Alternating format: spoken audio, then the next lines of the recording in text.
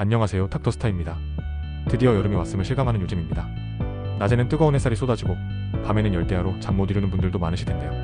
자연스럽게 집에서 에어컨 사용이 늘어나고 있습니다.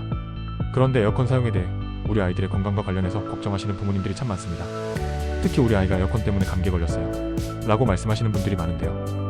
그래서 오늘은 에어컨이 우리 옷에 미만 영유아에게 미칠 수 있는 영향, 여름철 감기의 진실, 그리고 에어컨을 건강하게 사용하는 방법에 대해 깊이 있게 이야기 나눠볼까 합니다. 에어컨과 영유아 건강 문제, 어떤 관련이 있을까요? 에어컨은 무더운 여름철 실내 온도를 쾌적하게 유지해주는 아주 유용한 기기입니다. 하지만 아직 면역력이 약하고 체온 조절 능력이 미숙한 우리 5세 미만 영유아에게는 에어컨 사용이 특정 건강 문제로 이어질 수 있다는 걱정이 늘 존재합니다. 물론 에어컨 자체가 직접적으로 질병을 유발하는 경우는 드뭅니다. 하지만 에어컨을 잘못 사용하거나 관리 소홀로 인해 발생하는 환경 변화가 영유아 건강에 간접적인 영향을 미칠 수 있습니다. 주요 문제점들은 크게 세 가지로 요약해 볼 수 있습니다. 첫째는 급격한 온도 변화입니다. 더운 실외와 차가운 실내의 온도차가 심하면 아이의 체온 조절 시스템에 무리를 줄 수 있습니다. 둘째는 건조한 실내 환경입니다. 에어컨은 실내 습도를 낮추기 때문에 호흡기와 피부를 건조하게 만들 수 있습니다. 셋째는 실내 공기질 문제입니다. 필터 관리가 제대로 되지 않은 에어컨은 오히려 세균이나 곰팡이, 미세먼지 등을 실내에 퍼뜨릴 수 있습니다. 이러한 환경적 요인들이 복합적으로 작용하여 우리 아이들이 특정 질환에 더 취약해질 수 있습니다.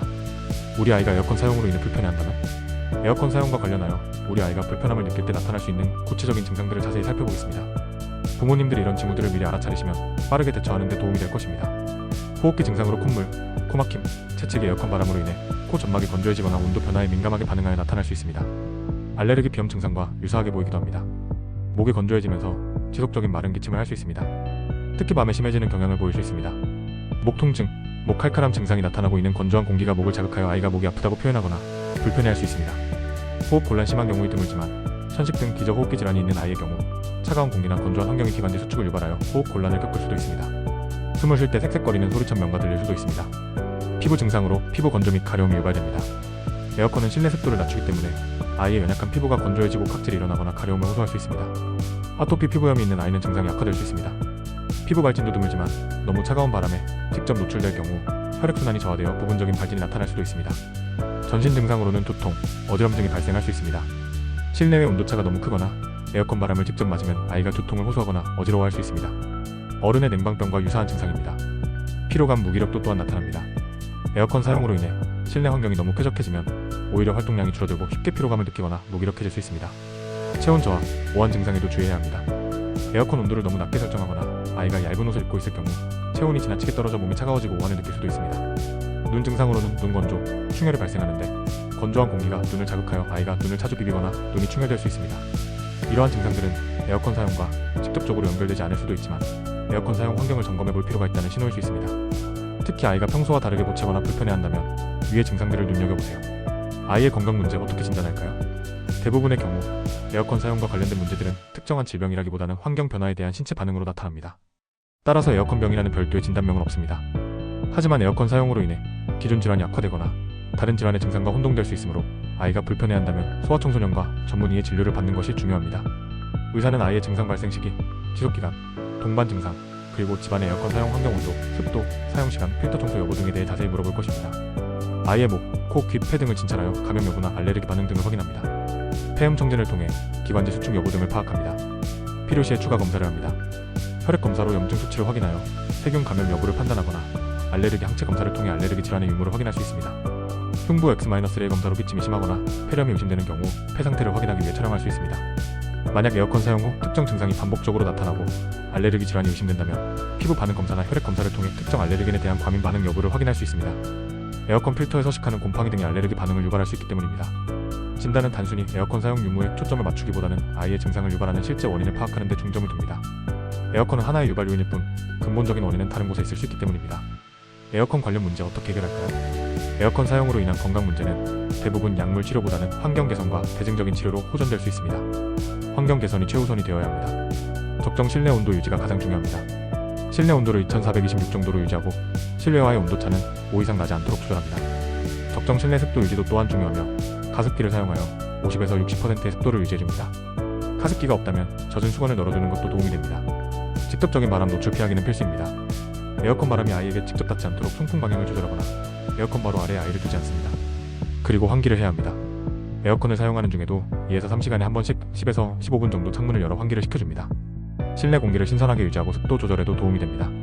최소 2주에 한 번, 가능하다면 더 자주 에어컨 필터를 청소하거나 교체하여 곰팡이, 세균, 먼지 등의 축적을 막아야 합니다. 전문가에게 정기적인 에어컨 점검 및 청소를 받는 것도 좋습니다.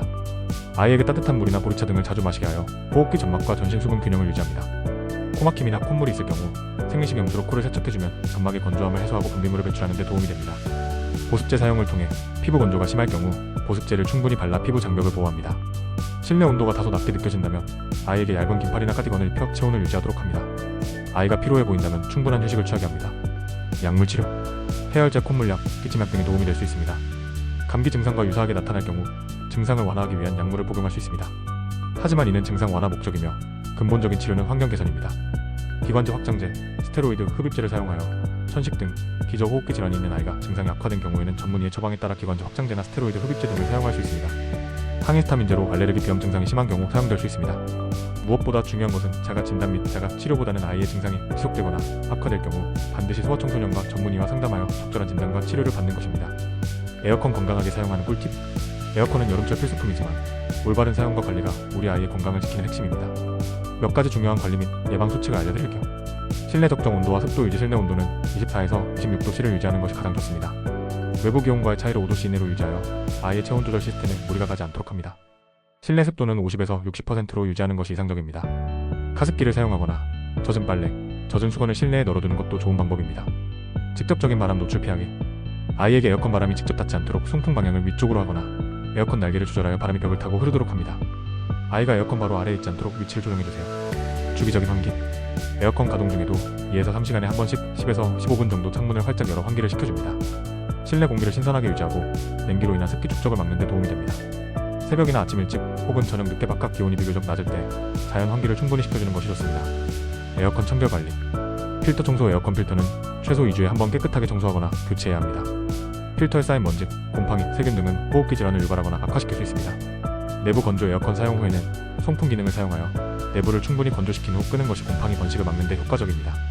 정기적인 전문 청소 1년에 한 번 정도는 전문 업체를 통해 에어컨 내부까지 청소하는 것이 좋습니다.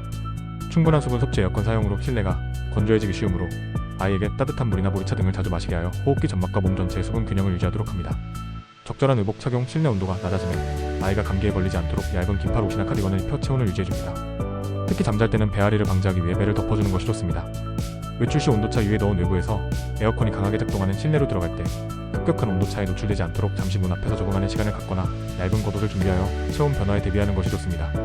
활동량 유지. 너무 에어컨 바람만 쐬고 실내에만 머물기보다는 비교적 선선한 오전이나 저녁 시간에는 실외 활동을 통해 신체 활동량을 유지하는 것도 중요합니다. 오해와 진실. 에어컨 때문에 감기 걸렸다. 자, 이제 많은 부모님들이 궁금해하시는 부분입니다.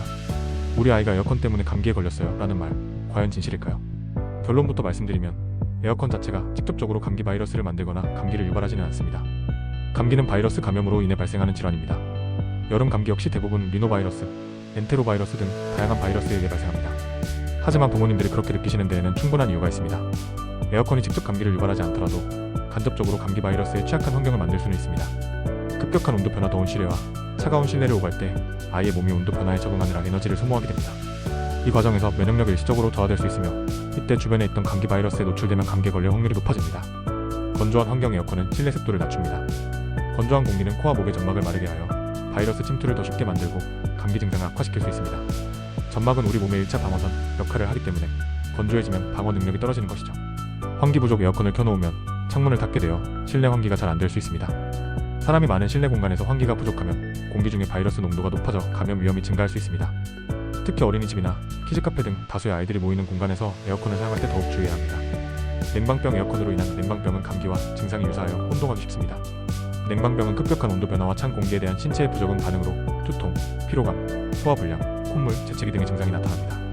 하지만 이는 바이러스 감염이 아닌 환경적 요인에 의한 신체 반응이므로 감기와는 다릅니다.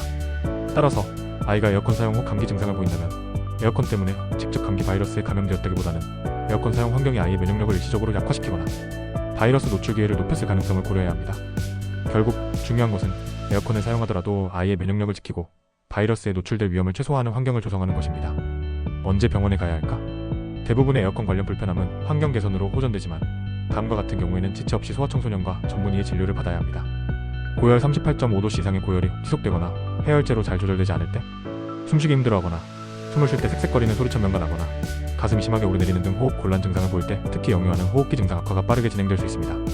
심한 기침, 밤에 잠을 설치거나 구토를 유발할 정도로 기침이 심할 때, 활동량 저하 및 무기력 아이가 평소와 달리 너무 처지거나 잘 놀지 않고 기운이 없을 때, 식욕 부진 및 탈수 징후, 처지나 분뇨, 음식 섭취를 거부하고 소변량이 현저히 줄거나 입술이 마르는 등 탈수 징후를 보일 때, 지속적인 증상 악화, 콧물, 기침, 코막힘 등 감기 증상이 며칠이 지나도 나아지지 않고 오히려 악화될 때, 피부 증상 악화, 아토피 피부염 등 기존 피부 질환이 급격히 악화되거나 심한 가려움증으로 아이가 힘들어할 때, 포체는 증상 아이가 특별한 이유 없이 계속 포체고 잠을 잘 못 잘 때, 이러한 증상들은 단순한 감기 증상을 넘어선 다른 질환의 신호일 수 있으므로 반드시 전문가의 정확한 진단과 치료가 필요합니다. 사랑하는 부모님들, 오늘은 우리 아이들의 에어컨 사용에 대한 오해를 풀고 건강하게 여름을 나는 방법에 대해 자세히 알아보았습니다. 에어컨은 여름철 우리 생활의 필수품이지만 올바른 사용과 꾸준한 관리를 통해 우리 아이들의 건강을 지키는 데 도움이 되어야 합니다. 에어컨 때문에 우리 아이가 감기 걸렸어요 라는 걱정보다는 적정 온도와 습도를 유지하고 꾸준히 환기하며 필터 청소를 게을리하지 않는 것이 우리 아이의 건강을 지키는 가장 현명한 방법이라는 것을 꼭 기억해주세요. 또한 아이가 불편해하는 징후를 놓치지 마시고 증상이 심해지면 주저하지 마시고 소아청소년과 전문의와 상담하시길 바랍니다. 오늘 내용이 우리 아이들의 건강한 여름나기에 큰 도움이 되었길 바랍니다. 다음 영상에서 또 유익한 정보로 찾아뵙겠습니다. 닥터스타였습니다. 감사합니다.